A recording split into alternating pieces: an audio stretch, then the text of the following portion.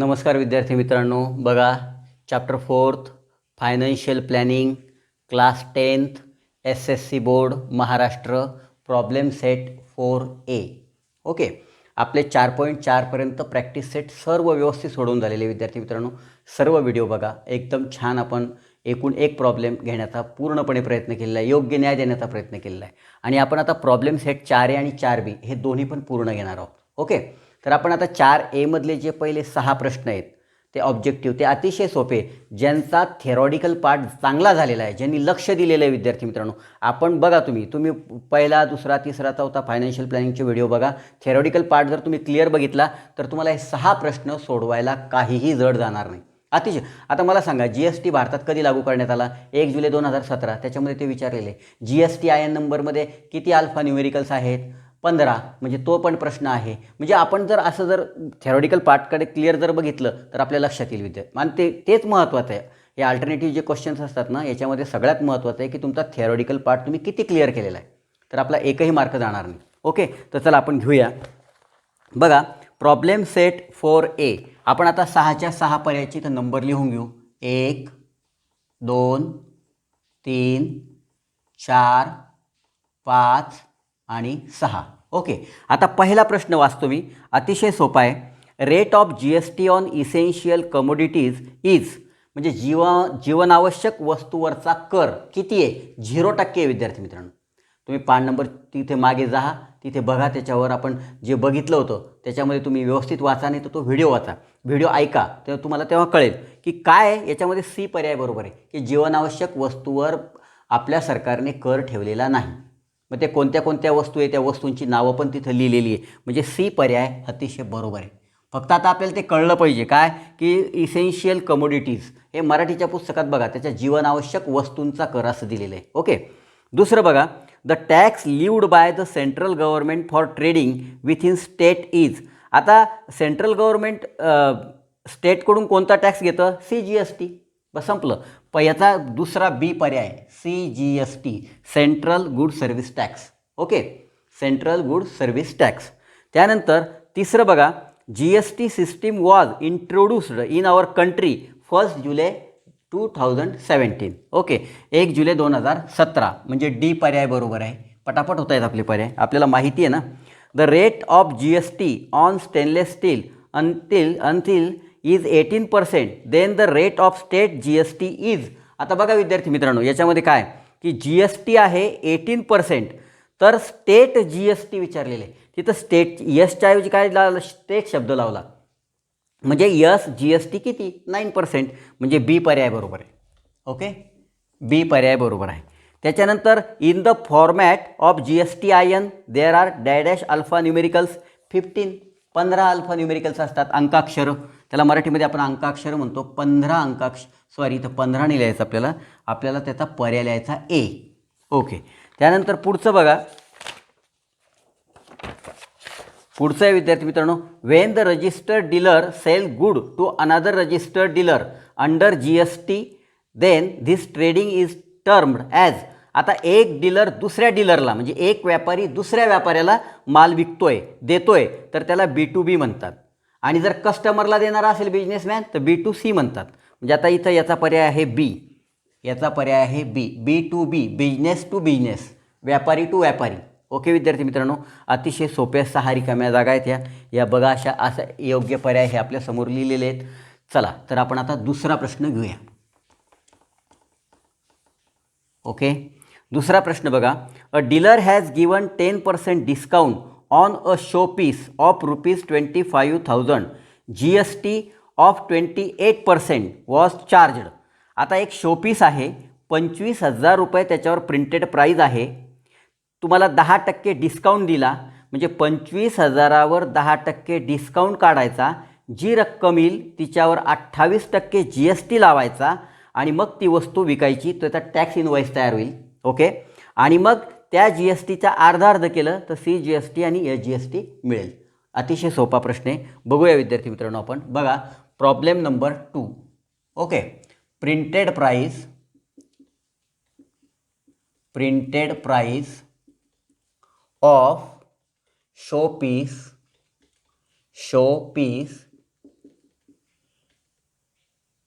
Is rupees 25,000. Okay विद्यार्थी, हे zero बघून घेत जा. एखादा झिरो शिल्लक चालला जातो आहे कळला, आणि तर मग एखादा झिरो कमी राहून जातो. त्यानंतर काय विचारलं, 10% डिस्काउंट. मग डिस्काउंट रेट, ओके आपण इथं आपण लिहूया डिस्काउंट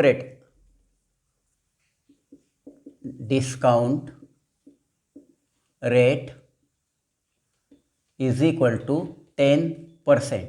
ओके, मग आता कशावर हा डिस्काउंट रेट, प्रिंटेड प्राईजवर. मग आपण अमाऊंट ऑफ डिस्काउंट काढू. Amount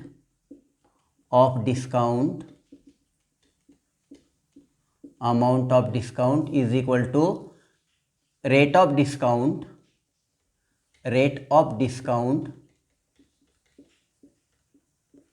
into printed price.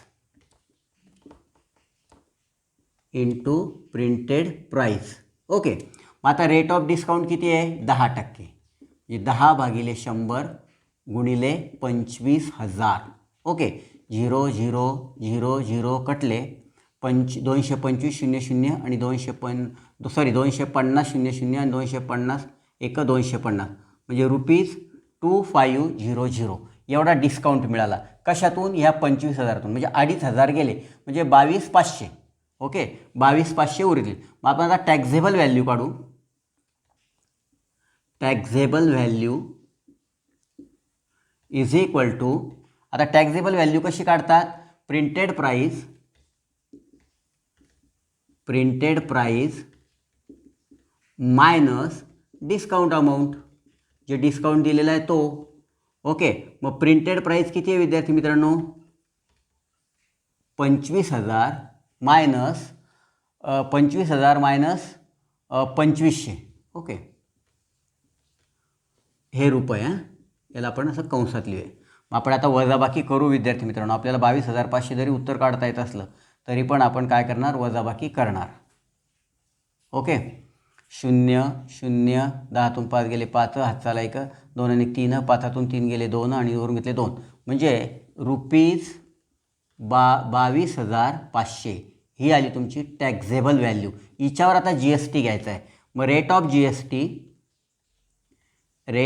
GST is equal to किती, rate of GST is equal to 28%. Okay, 28%. Okay विद्यार्थी मित्रांनो, बघून घ्या. आता आपण काढूया, इथं दिलेलं आहे डिस्काउंट 10%, GST 28%. आता बघा, GST is equal to 28/100 into 22,500. आपली टॅक्झेबल व्हॅल्यू जी आहे ती, म्हणजे 0,0,0,0 इज इक्वल टू 28 इंटू 225, म्हणजे 28 गुणिले 225चा जर गुणाकार केला तर आपल्याला GST अमाऊंट मिळेल. म्हणजे 225 गुणिले 28. ओके, 8 5 40 0 हातचे आले 4, 8 2 16 17 18 19 20 20ला 0 हातचे आले 2, 8 2 16 17 18 1800. ओके, 5 2 2 5 10 0 हातचाला 1 2 4 1 5 आणि 2 4 0 0 8 5 1300 3 हाताला 1 4 5 6,300 ₹6,300 एवढं आलं विद्यार्थी मित्रांनो GST अमाऊंट. म्हणजे बघा, तुम्ही 25,000 रुपयाचा माल घेतला, त्याच्यावर तुम्हाला 10% डिस्काउंट मिळाला, रक्कम झाली ती 22,500, तिच्यावर 28% GST, म्हणजे तुम्हाला 6,300 काय भरावं लागणार आहे, GST भरावं लागणार आहे. मग आपल्याला लिहायचं आहे, लिहू आपण द अमाऊंट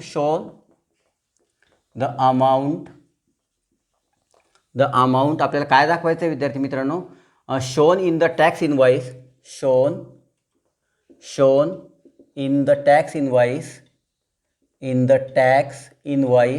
ओके, आपण आता हे टॅक्स इनवॉइस दाखवू. मग taxable value okay plus GST. Taxable value आहे 22,500 प्लस GST आहे 6,300.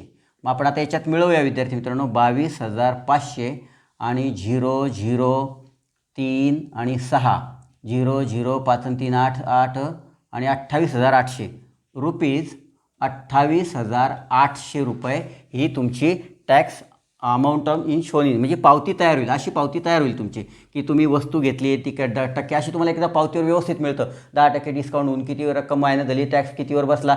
तुम्ही बघा एखादी पावती, तुम्ही एखाद्या हॉटेलमध्ये मोठ्या जेवायला गेले किंवा कपड्याच्या दुकानात गेले आणि तुम्ही जर बिल मागितलं तर तुम्हाला एकदम ते सॉफ्टवेअरच तसं तयार केलेलं आहे. त्यानंतर आता काय काढायचं आहे अजून विद्यार्थी मित्रांनो, CGST आणि SGST. मग CGST आणि SGST is equal to half of GST. Okay, म्हणजे हाफ इंटू GST किती आहे विद्यार्थी मित्रांनो, 6300. ओके, म्हणजे बेत्रिक 6 आणि बे 1 बे पंचे 10 0 3150 रुपये 3150. म्हणजे CGST is equal to rupees 3150 आणि SGST is equal to rupees 3150. अशा प्रकारे आपलं हे उत्तर आता क्लिअर झालेलं आहे. ओके विद्यार्थी मित्रांनो, तर चला आपण आता पुढचं गणित बघूया. 3 नंबरचं गणित बघा विद्यार्थी मित्रांनो, अतिशय सोपं आहे. बघू राहू देऊ आता आहे, याला पॉज करा आणि व्यवस्थित लिहून घ्या. ओके, आपण एकदम स्टेप बाय स्टेप घेतो आहे, त्यामुळे तुम्ही गणितं लिहायला हरकत नाही विद्यार्थी मित्रांनो. व्यवस्थित लिहा, परीक्षेमध्ये असा सोडवण्याचा प्रयत्न करा. थोडेसे तुमचे वाक्य इकडे तिकडे झालं एखादं तरी काही फरक पडत नाही, फक्त उत्तराला मात्र चुकू नका देऊ. ओके, चला बघा पुढचं बघा. तर problem number 3, a readymade garment shopkeeper gives 5% discount on the dress of ₹1000 and charges 5% of GST. म्हणजे 1000 रुपयाचा ड्रेस आहे, त्याच्यावर 5% डिस्काउंट दिला शॉपकीपरने. मग आपल्याला ती रक्कम कमी झाली आणि त्या कमी रकमेवर 5% GST घेतला आणि मग आपल्याला ते ड्रेस विकला. तर आपल्याला तो ड्रेस कस्टमरला केवढ्यात मिळाला, असा एक साधा सोपा प्रश्न आहे. What is the purchase price of the dress for the customer. तिसरा प्रश्न बघा विद्यार्थी मित्रांनो, पेज नंबर 110. ओके, तिसरा प्रश्न बघा, व्यवस्थित लिहा. बघा डिस्काउंट किती दिलेला आहे बघा. डिस्काउंट किती, 5%. Discount 5% of ₹1000, 1000वर. ओके, मग आता आपण काय काढू, डिस्काउंट काढू. 5/100 इंटू 1000. ओके, 0 0 0 0 कटले 10 50 म्हणजे ₹50. ओके, हा डिस्काउंट मिळाला. मग टॅक्झेबल अमाऊंट. ओके, टॅक्झेबल अमाऊंट सोपं गणित आहे. टॅक्झेबल अमाऊंट म्हणजे तुमचे रुपीज किती आहे, प्रिंटेड हे प्राईस ड्रेसची 1000 आणि मायनस त्याच्यातून काय होणार आहे तुमचा डिस्काउंट म्हणजे किती, ₹950. ओके, म्हणजे टॅक्झेबल अमाऊंट किती आली विद्यार्थी मित्रांनो, 950. आता या 950 रुपयावर चार्ज किती आहे GSTचा, 5%. मग इथं लिहू आपण rate of GST is equal to 5%. Okay, discount 5% आणि हे पण 5%. मग लिहू GST is equal to 5/100 into 950 0 0 5 1 5 आणि 5 2 10 म्हणजे 95/2. ओके, 95/2. मग 95/2 किती होतात बघा, बेदुनी बेचोक 8. ओके, 1 5 बेसती 14 1.0 बेपंचे 10 ₹47.50. Okay, GST is equal to ₹47.50. म्हणजे हे तुम्हाला आता GST द्यावं लागणार आहे, त्या ड्रेसमध्ये ॲड होईल आता हे कशात, 950 रुपयामध्ये. ओके, समजते ना विद्यार्थी मित्रांनो. मग आता परचेस प्राईज ऑफ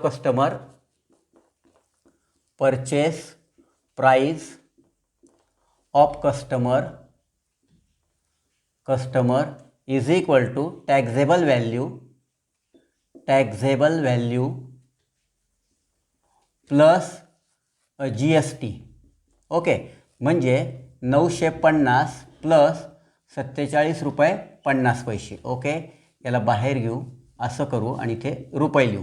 आता 950 आणि ₹47.50. ओके, 50.7 5 4 9 9 997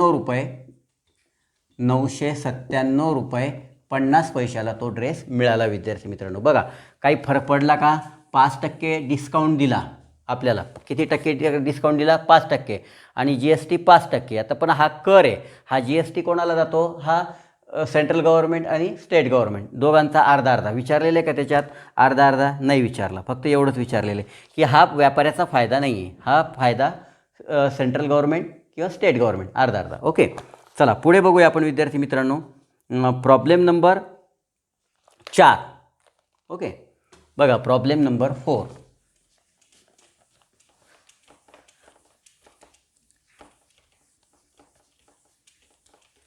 प्रॉब्लेम नंबर 4 काय बघा. A trader from Surat Gujarat sold cotton clothes to a trader in Rajkot Gujarat.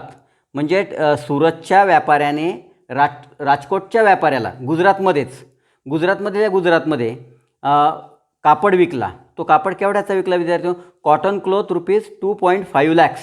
Okay, what is the amount of GST at 5% paid by the trader in Rajkot. अतिशय सोपं आहे. 2.5वर आपल्याला 5% GST काढायचा आहे. मग आपण लिहूया प्राईज ऑफ कॉटन क्लोथ्स किंवा टॅक्झेबल व्हॅल्यू असं लिहू. Taxable value of cotton clothes ना CLOTHS. Okay, clothes is equal to ₹2.5 lakhs. Okay, म्हणजे किती विद्यार्थी मित्रांनो? 25000 एकक दशक शतक हजार 10,000 लाख म्हणजे 2,50,000. ओके, ही झाली ती आपल्याला अशी नाही लिहिता येणार. आपल्याला टॅक्सेबल व्हॅल्यू काढायची असेल तर अशी लिहावं लागेल. मग आता याच्यावर रेट ऑफ GST किती आहे विद्यार्थी मित्रांनो? Rate of GST is equal to किती आहे? 5% आहे का? 5%. ओके, 5% म्हणजे 5/GST is equal to 5/100 into 250,000 कटले. ओके, आता 500 500 5 25 5 हातच्याले 2 5 2 10 11 12,500 रुपये हे व्यापाऱ्याला द्यावं लागेल. मग तुम्हाला खाली काय लिहावं लागेल की the trader in Rajkot paid असं लिहा खाली. The trader in Rajkot paid GST ₹12,500. Okay विद्यार्थी मित्रांनो, अशा प्रकारे आपला हा चौथा क्वेश्चन जो आहे तो पूर्ण झाला. म्हणजे आपण प्रॉब्लेम सेट 4A मधले 4 प्रश्न पूर्ण घेतले. आपण आता पुढच्या याच्यामध्ये 5, 6 आणि 7 3 प्रश्न कंप्लीट करूया विद्यार्थी मित्रांनो. आवडत असेल तर नक्की सबस्क्राईब करा, लाईक करा, शेअर करा. बघा विद्यार्थी मित्रांनो, एन्जॉय करत शिका. बाय.